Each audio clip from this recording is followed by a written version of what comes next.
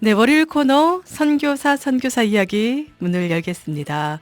오늘도 대전 신천교회 김윤태 목사님 함께해 주시려고 나와 계세요. 어서 오세요, 목사님. 안녕하세요. 반갑습니다. 안녕하십니까? 예, 네. 자, 지난주에는 특집으로 네. 루터 이야기를 해드렸죠. 네, 종교개혁 499주년 와. 맞아서 루터 얘기를 들었는데요. 예, 예. 자, 오늘은 어떤 분 얘기죠? 예, 계속해서 우리 선교사 이야기 해드리도록 네. 하겠습니다. 2주 전에 펜윅 선교사님 이야기 해드렸죠. 네. 예. 기억나십니까? 현위익 선교사님. 네. 편윅. 예. 예. 혹시 뭐 기억나는 거 있어요? 혹시?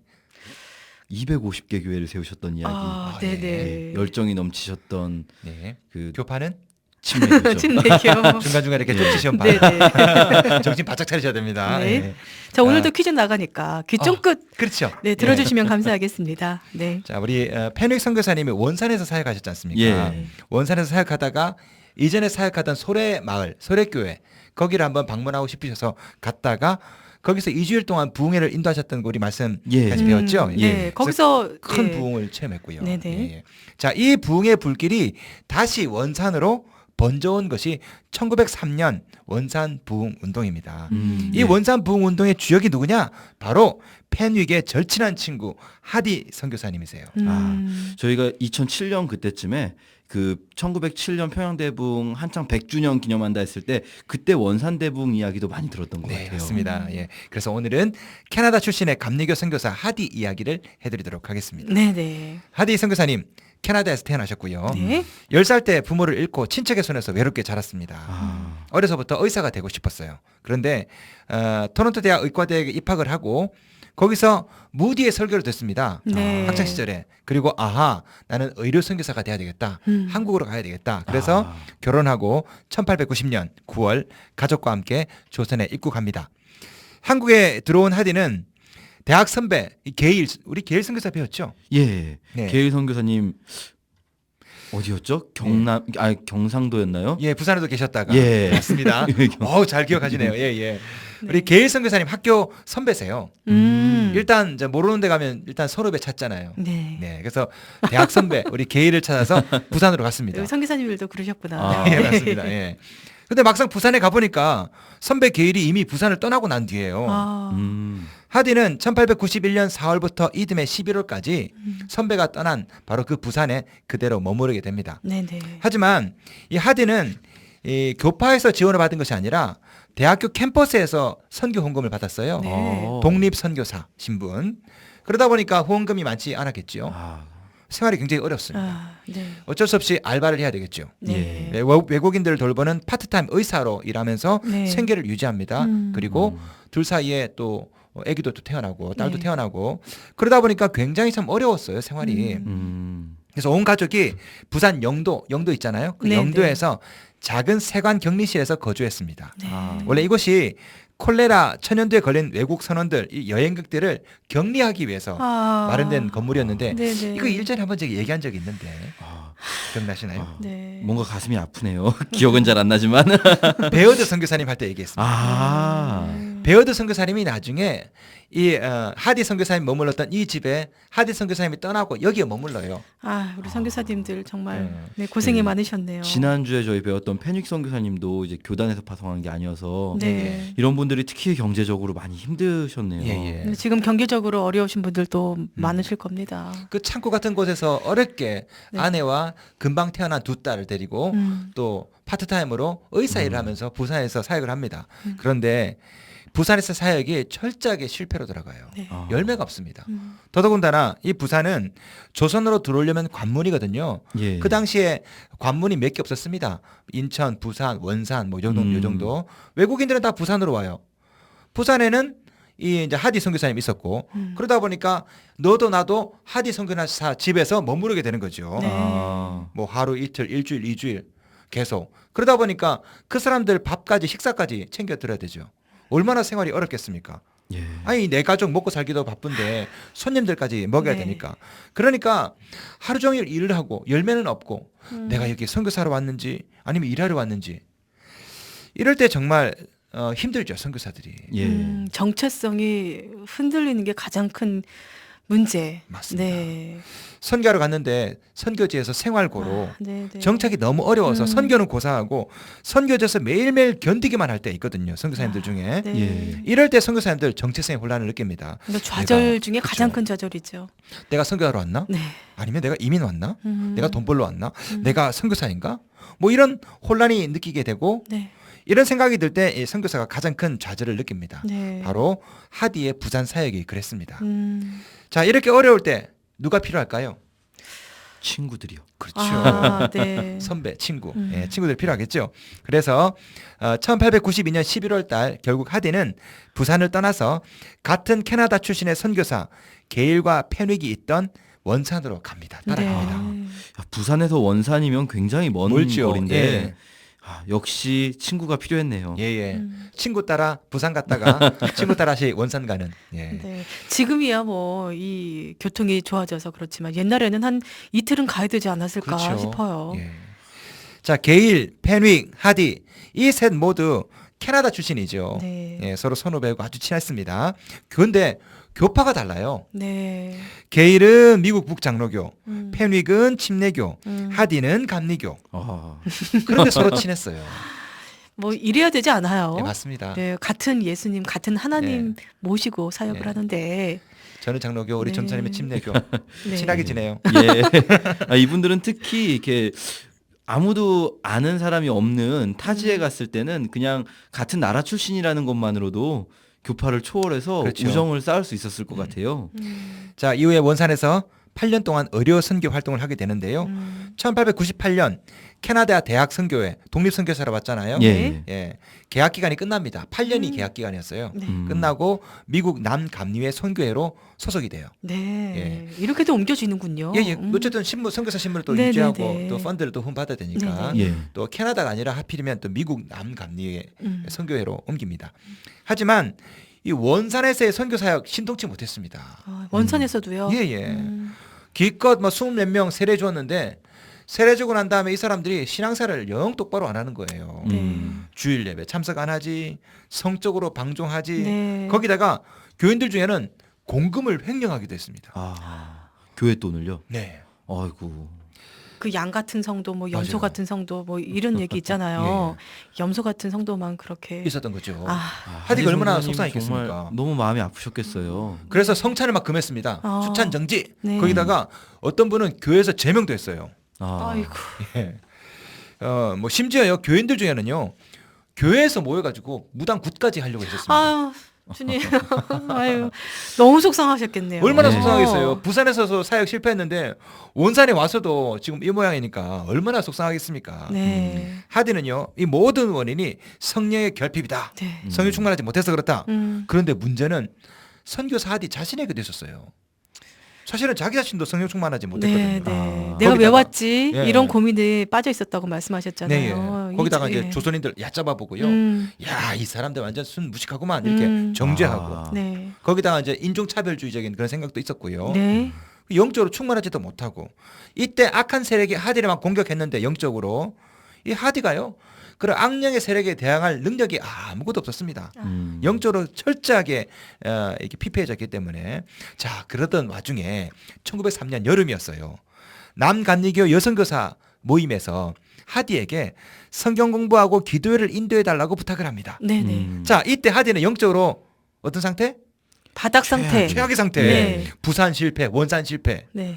그런데 부흥회를 인도 부탁받은 거예요. 음. 기도회 부탁을. 네. 교회는 성장 안 되지. 그나마 있던 성도들 몇 명은 하디가 출교. 네. 교회에서 내쫓았지. 아, 자신의 목회가 완전히 실패했다고 생각했는데 기도회 인도를 부탁받았습니다. 네. 정말 희한한 일이 벌어졌어요. 기도회에 참석한 여성교사님들 성령 충만했습니다. 아. 그런데 기도회를 인도해야 될 강사는 영적으로 바닥 상태예요.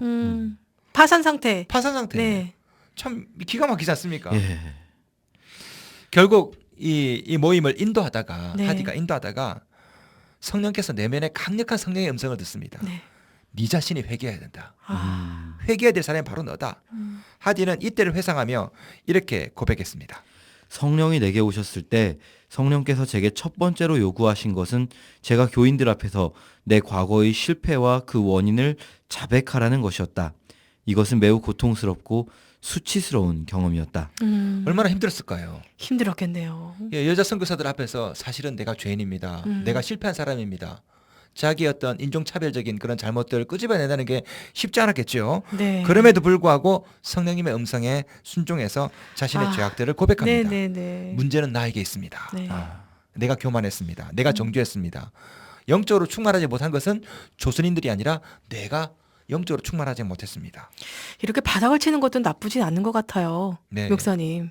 바닥에 치고 또 올라가게 돼 있는 게 아닌가라는 생각이 들면서. 그렇지만 네. 목회자로서 선교사로서 이 고백하기 쉽지 않잖아요. 쉽지 않은데 예. 하셨어요. 하셨어요. 네, 예. 이걸 저희가 높이 사야 됩니다. 예, 예. 네. 하디의 회개로 기도의 참가자들은 물론이고 여기에 참석했던 교인들도 있었는데 은혜를 같이 덩달아 네, 받아요. 네. 그로부터 계속해서 교인들이 자신의 죄를 회개하고 고백합니다. 네. 그 주 주일날 또 나와서 어떤 청년이 나와서 고백하고 또 그 다음 주도 또 나와서 고백하고 이렇게 막 은혜가 막 넘치기 시작합니다. 사실 이때까지 한국 사람들은요 기독교를 학문적인 측면 혹은 윤리적인 측면에서 받아들였거든요. 성령에 대한 이해도 없고 죄사함에 대한 이해, 거듭남 잘 몰랐어요. 그때 주한 공사관의 비서관이었던 센즈가 우리 이렇게 한번 증언한 바가 있습니다. 한국인들은 미국인 선교사들이 전해주는 기독교를 진심으로 받아들이는 것 같지 않다. 한국인들은 기독교를 인간적인 윤리적 삶의 모범으로 여러 나라에 호소했던 정치적 원리로 서구 생활의 지식을 제공해주는 것으로 보는 것 같다. 예, 이렇게 증언했는데요. 이런 한국인의 신앙생활을 거듭나게 했던 계기가 바로 소래교회, 네. 원산 그리고 평양에서의 부흥이었는데요. 네. 자, 이 모습을 지켜봤던 이 원산의 부흥운동을 지켜봤던 노블 여사가 이렇게 회고하고 있습니다. 우리는 슬프게도 대부분의 한국 신자들이 머리의 회개는 이루어졌으나 마음의 회개는 이루지 못했다는 사실을 알고 있었습니다. 하지만 이제 그들은 마음의 회개를 이루었으며 그것을 이룬 사람은 성령의 세례를 받고자 애쓰고 있습니다. 네. 네.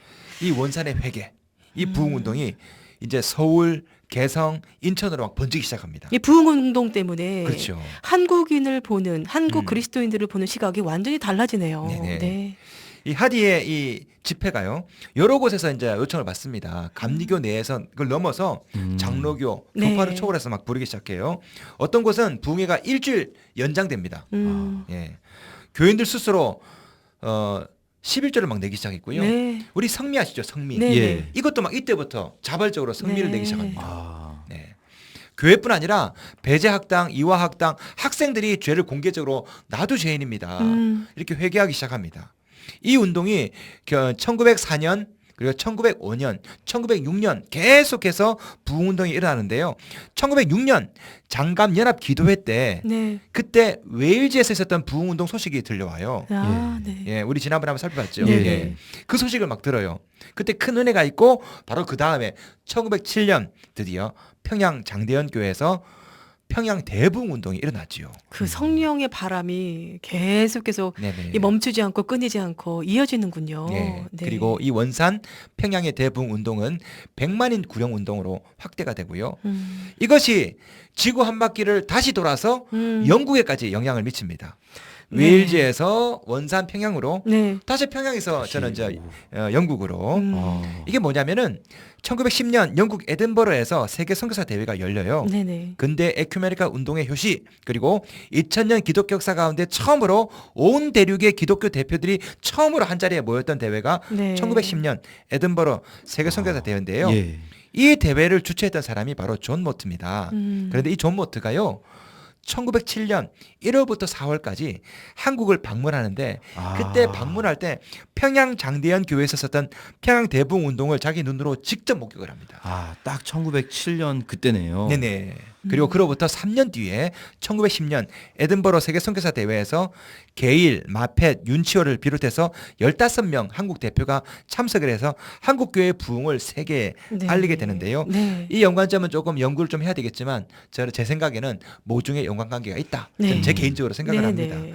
그리고 이 존 모트가 이런 한국의 부흥을 보고 너무 큰 충격을 받아서 3번이나 한국을 방문해요. 네. 그 당시에 교통이 불편할 때. 네. 그러면서 뭐라 말했냐면은 이렇게 예언을 했습니다. 20세기 안에 한국은 동양의 기독교 수도가 될 것이다. 딱 맞았죠. 진짜 소리네요. 그렇게 됐네요. 예, 동양의 기독교 수도가 되었죠, 진짜. 예. 예언했네요. 세계적인 또 우리 기독교 국가가 됐고요. 네네. 자, 이런 부흥 운동의 계기가 뭐였을까요? 이런 모든 부흥 운동의 최초의 네. 시발점이랄까요? 오늘 하디 선교사님이 예, 하디 선교사님의 어떤 부분들 그 파산 바닥을 상태였던 쳤던 영적 그 세계, 그렇죠. 네, 예. 실패. 네. 그리고 참, 회개. 예, 네. 역사에 만약이나 없지만 만약에 하디 선교사님의 부산 사역에 성공했다면, 아. 네. 하디 선교사님의 원산 사역에 성공했다면 원산 부흥 운동, 이 회개 운동이 일어났을까? 물론 일어났겠죠, 하나님의 역사로. 하지만 하나님께서는 하디 선교사님의 실패와 좌절을 쓰신 거죠. 아, 네. 예. 제가 어떤 책에서 봤는데 이 원산 부흥 운동, 평양대 부흥 운동이 그냥 단순히 뭐 교회 사람들이 많이 나왔다는 것이 아니라 회개 운동 그리고 대각성 운동으로 연결돼 발칵 예. 뒤집어졌었대요. 이렇게 봤는데 바로 하디 선교사님이 회개하면서 그 운동의 시작이 됐네요.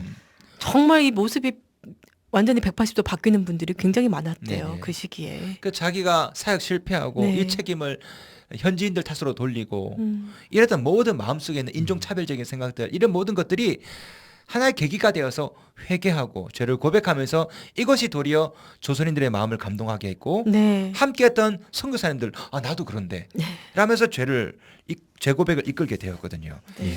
그런 면에서 주님 안에서 영원한 실패는 없는 것 같습니다. 네, 우리 주님께서 그 실패도 쓰시잖아요. 네네. 이렇게. 1909년 서울로 하디 선교사님은 사역지를 옮깁니다. 네. 은퇴할 때까지 그곳에 머무르시고요.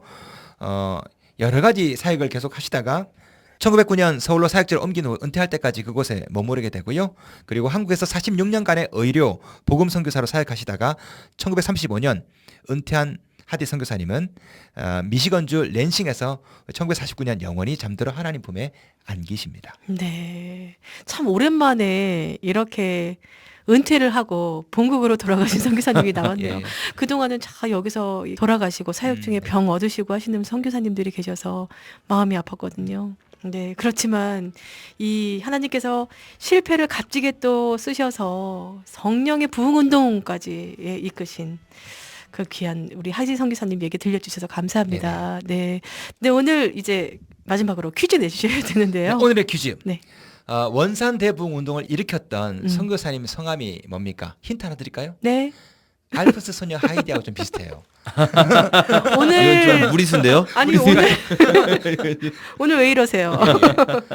자, 알프스 소녀 하이디. 오늘 주인공이세요. 네, 주인공이십니다. 네, 오늘 여태까지 저희가 네. 말씀을 들었던 선교사님이세요. 두 글자. 네. 하이디 말고 두 글자. 가운데를 빼야 되나요? 예. 알프스 소녀 말고 원산 소년.